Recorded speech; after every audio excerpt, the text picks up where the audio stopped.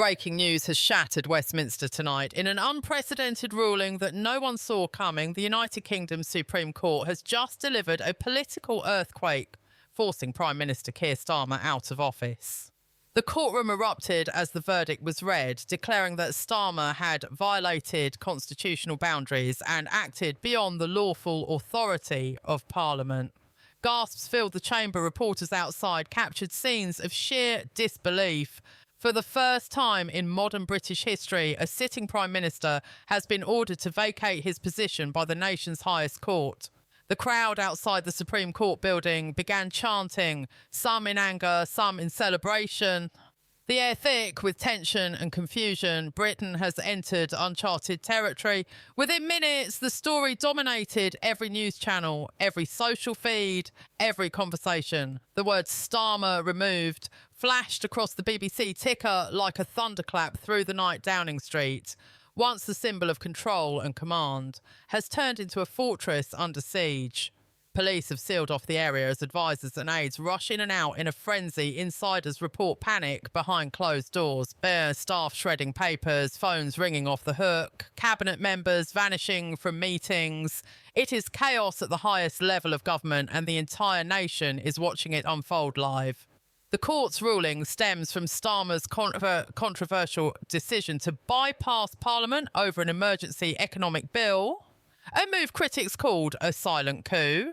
According to legal documents unsealed this morning, Starmer had approved a sweeping executive order granting the Treasury unchecked powers to redirect billions in public funds without a Commons vote.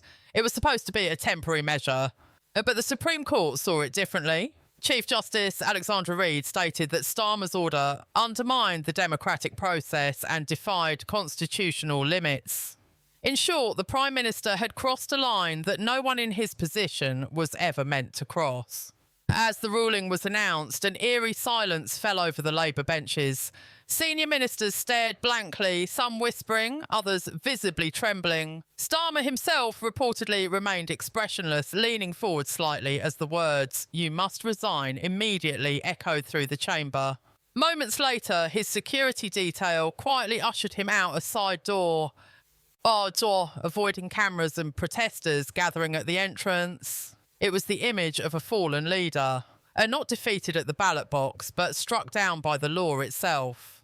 Outside, the atmosphere turned electric. Supporters of the ruling called it a victory for democracy, claiming the court had saved Britain from authoritarian overreach. But Starmer's allies cried foul, insisting it was a judicial coup, accusing the Supreme Court of overstepping its authority. The divide was instant, deep, and explosive. Protesters clashed on the streets of London. One side shouted, "Justice has spoken," while the other screamed, "Democracy is dead." Parliament Square became a battlefield of banners and voices. The government was collapsing in real time, and no one seemed to know what would happen next. Meanwhile, Buckingham Palace remained silent for now, but sources close to the royal household confirmed that King Charles had been briefed within the hour. Rumours began swirling of an emergency audience being called at Windsor Castle. Some insiders claimed the king was deeply disturbed by Starmer's actions and the constitutional chaos that followed. Others said he was preparing to issue a royal statement that could determine the fate of the government itself. Across Britain, people waited anxiously for the king's word, as if the entire nation's balance rested on his next move. In the opposition ranks, Reform UK's Richard Tice wasted no time taking to the airwaves. "This is the beginning of accountability," he declared. Starmer thought he was untouchable, but no one is above the Constitution. His words went viral within minutes, fueling calls for a snap general election. At the same time, Nigel Farage weighed in on GB News, saying bluntly, "This isn't the end of a Prime Minister, it's the end of a regime." The statement sent shockwaves through Westminster, adding fuel to an already uncontrollable political fire.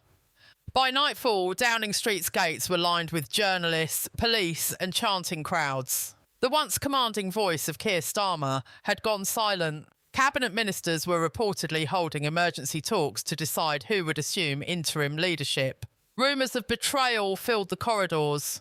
Whispers that some within Labour had cooperated with the court behind the scenes, quietly feeding evidence to the judges to ensure Starmer's downfall. If true, it would mean the Prime Minister wasn't just defeated by law, that he was betrayed by his own party. The chaos extended beyond politics. Markets plunged overnight, the pound dropping as traders panicked over uncertainty. European leaders issued cautious statements while Washington remained silent. Across the Atlantic, Donald Trump posted a cryptic message on X. When power ignores law, law always wins. The post racked up millions of views, sending British media into a frenzy. The message was clear: the world was watching the UK's political collapse unfold like a live thriller. As dawn approaches, the question tearing through the nation is no longer whether Starmer will go.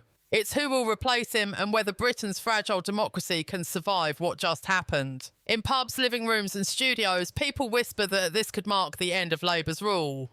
And possibly the beginning of something far darker or far freer. As the dust from the Supreme Court's ruling settled, Britain found itself gripped by something far more sinister than political collapse. A hidden war for power that had been brewing in silence for months. Behind the polished smiles and scripted interviews, factions within Labour, the monarchy and the judiciary had been quietly manoeuvring, each playing their own dangerous game.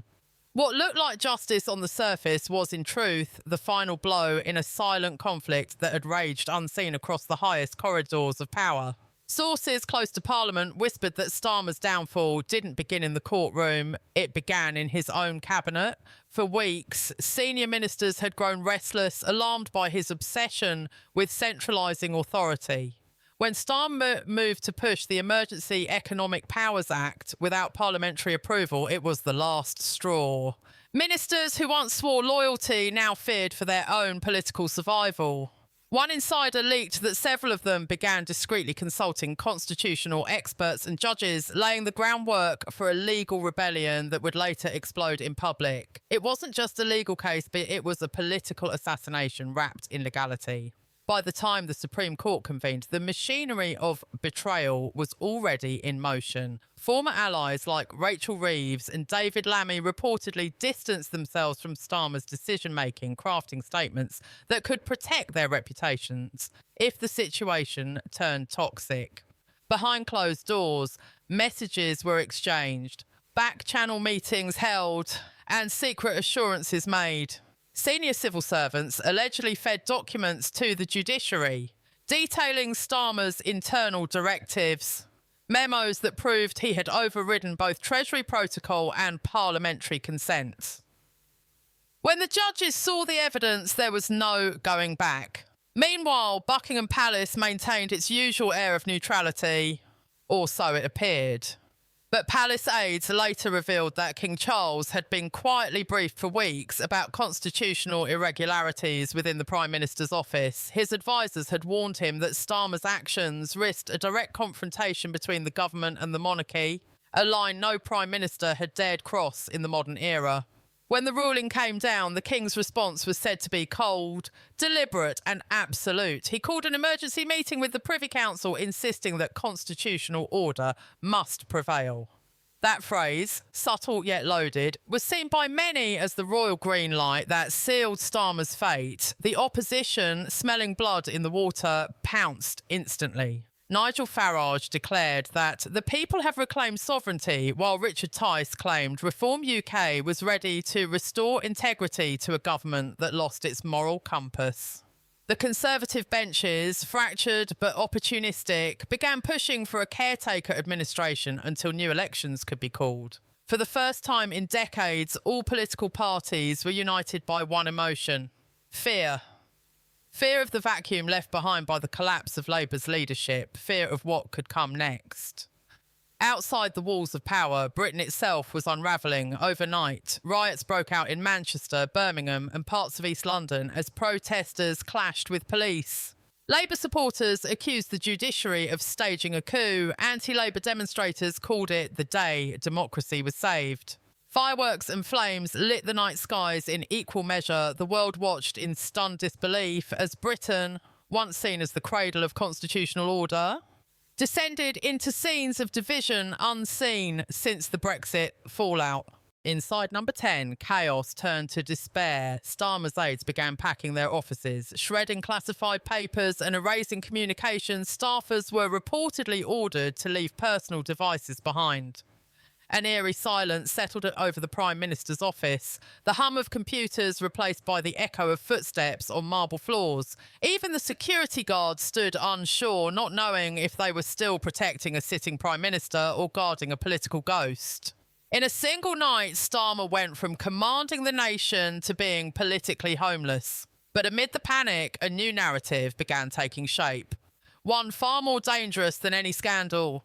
Rumours emerged of a secret alliance between senior judges and certain figures close to the palace. Some claimed this was not justice, but a quiet restoration of royal influence. A reminder that ultimate authority in Britain still rested not in Parliament, but in the Crown. Social media exploded with conspiracy theories. Hashtags like hashtag judicial coup and hashtag palace power trended across platforms. For millions of ordinary Britons, trust in the system evaporated overnight. Then came the leaks. A classified memo surfaced on an encrypted journalist network, allegedly written by a senior civil servant. Inside the Cabinet Office, the document suggested that the Supreme Court's investigation had begun months before the public knew, possibly triggered by intelligence briefings from within MI5, warning that Starmer's policies threatened constitutional balance. If true, that would mean Britain's own security agencies had played a role in the Prime Minister's downfall. The revelation sent Westminster into paralysis. How deep did this go? Who was really pulling the strings? As reporters pressed for answers, no one in power seemed willing to speak. The Supreme Court refused to comment. Downing Street offered no statement. Buckingham Palace released only 6 words. The King respects judicial independence completely. Yet those words carried a subtle undertone, one that sounded less like neutrality and more like finality. It was as if the monarchy itself was quietly reclaiming its place in the nation's hierarchy, reminding everyone that while governments may rise and fall, the crown endures. As the night deepened, an unmarked convoy was seen leaving Downing Street under heavy escort. Some claim Starmer was inside, being transported to a private location under police protection. Others whispered that he was en route to Buckingham Palace for one final meeting with the King, a conversation that could decide the future of the Labour Party and perhaps the entire political order of Britain. By sunrise, Britain awoke to a nation without a Prime Minister. Keir Starmer was gone, and yet no one knew where he was. The country stood frozen between disbelief and unrest. Outside Westminster, the air was cold and electric, the smell of smoke still hanging from the night's protests. The gates of Downing Street were locked, guarded by armed officers with unreadable faces. Inside, empty corridors echoed with the remnants of power, half-drunk cups of tea, piles of unsigned documents, and the ghost of authority that had vanished overnight. The machinery of government had stopped, and the heart of Britain was beating irregularly. The King remained silent. Buckingham Palace refused to confirm or deny whether Starmer had been summoned for a private audience, but palace insiders spoke of a tense night behind closed doors, of phone calls with senior judges, of handwritten notes exchanged between courtiers and ministers, and of one solemn declaration by the monarch: Britain must endure. No one knew what he meant by those words. Some believed it was a call for calm. Others believed it was a warning that the chaos unfolding was only the beginning of something much larger. Meanwhile, the country began to fracture. Financial markets plunged again as investors fled the uncertainty. The pound hit a 5-year low, and emergency meetings were called across Europe, and Washington foreign governments watched the chaos unfold with alarm. France's president spoke of the instability of a once reliable partner. The White House remained cautious, but behind the scenes, American officials expressed concern that Britain's leadership vacuum could create geopolitical ripples far beyond its shores. The once proud image of the United Kingdom, disciplined, democratic, unshakable, now looked broken and confused before the entire world. Inside Parliament, the scramble for power had begun. Rachel Reeves made her first appearance since the ruling, her expression calm but her tone sharp. She called for stability, order and responsible leadership, thinly veiling her ambitions behind words of unity. David Lammy positioned himself as the voice of reason, appealing for cooperation while quietly rallying allies, yet the Labour Party was imploding. Factions were forming by the hour. Leaks, accusations and backroom deals dominated every headline. What was left of Starmer's government had turned on itself like a wounded animal. On the opposite side, Reform UK and the Conservatives demanded a general election, calling Labour's leadership void a constitutional emergency. Nigel Farage appeared outside Parliament surrounded by reporters, his voice echoing with defiance. "The people deserve their voice back," he declared. "Not judges, not palace whispers, not unelected elites. The British people decide who governs." The crowd roared. In that moment, Farage wasn't just a politician. He was a symbol of rebellion against an establishment that seemed to be devouring itself from within. But the most shocking twist came just hours later, when an unverified video began circulating online. It appeared to show Starmer inside Windsor Castle, standing before King Charles in a tense private exchange. The footage was grainy, shot through a distant window, but it captured something unmistakable: the look of confrontation. Some claimed Starmer was pleading his case. Others said he was demanding to know who orchestrated his downfall. Moments later, the king turned away and motioned for the guards. Whether real or fabricated, the video ignited a firestorm. The hashtag The King's Decision began trending across every platform, amassing millions of views within minutes. Britain was divided once again between those who saw the king as the protector of the constitution and those who saw him as the quiet architect of Starmer's destruction. By evening, the streets of London were a battlefield of belief. Protesters carrying flags with the Union Jack clashed with others waving red banners in defiance. Chants of "Long live the Crown" collided with cries of "Democracy betrayed." Police lines struggled to contain the unrest as fires broke out near Westminster Bridge. The city that once embodied the calm dignity of governance now looked like a scene from a nation at war with itself. The monarchy, the courts and parliament, all three pillars of British order, were now symbols of division. In this chaos, one question dominated every newsroom, living room and TV room: who would lead Britain next? Some insiders whispered that the king was preparing to appoint an interim prime minister to restore calm. The name most frequently mentioned was that of Sir Lindsay Hoyle, the Speaker of the House, a neutral figure with broad respect. But others insisted that the monarchy would avoid direct involvement, fearing that any move could ignite a full-scale constitutional crisis. The silence from Buckingham Palace was deafening. Every minute without a royal statement deepened the sense of uncertainty.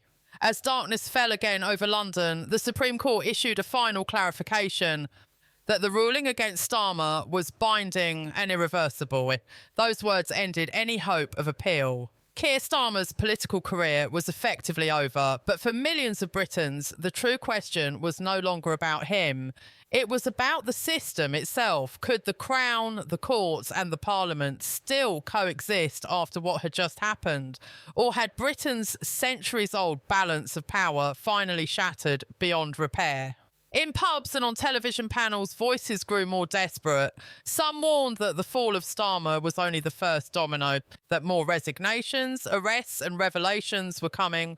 Others feared something darker, that this was the slow birth of a new kind of rule, one where unelected forces decided who could and could not govern. The moral line between justice and power had blurred, and no one knew who was truly in control. As the night drew to a close, one image spread across the news. Buckingham Palace illuminated against the dark sky, its flag fluttering under the cold wind. Below it, the people shouted, argued and demanded answers, but none came. In the silence, a single thought haunted the nation. If the Supreme Court could bring down the Prime Minister, could it one day bring down the monarchy itself?